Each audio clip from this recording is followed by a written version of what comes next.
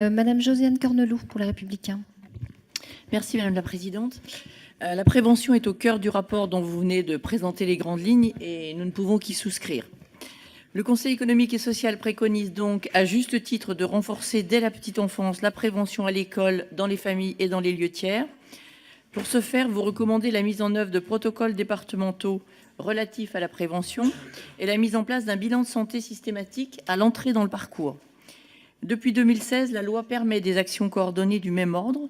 Il serait intéressant que nous puissions avoir une évaluation de la mise en pratique de ces actions. Souhaitez-vous les approfondir ou changer de paradigme ?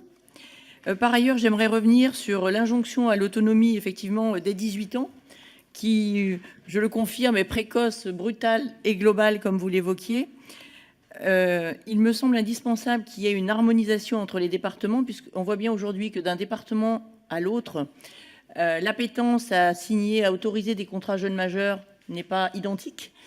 Donc ça, c'est une première problématique. Vous évoquiez le plan d'accès à l'autonomie. Certains départements l'ont mis en œuvre, d'autres non. Et puis, il me semble également qu'il serait intéressant d'échanger par rapport à de bonnes pratiques qui ont donné des résultats intéressants. Nous avons entendu ma collègue présenter cette initiative qui a été portée.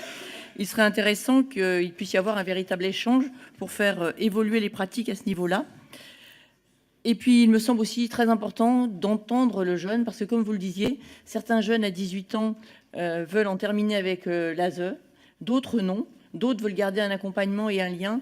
Et je trouve dommageable que l'on n'écoute pas suffisamment le jeune à ce moment-là.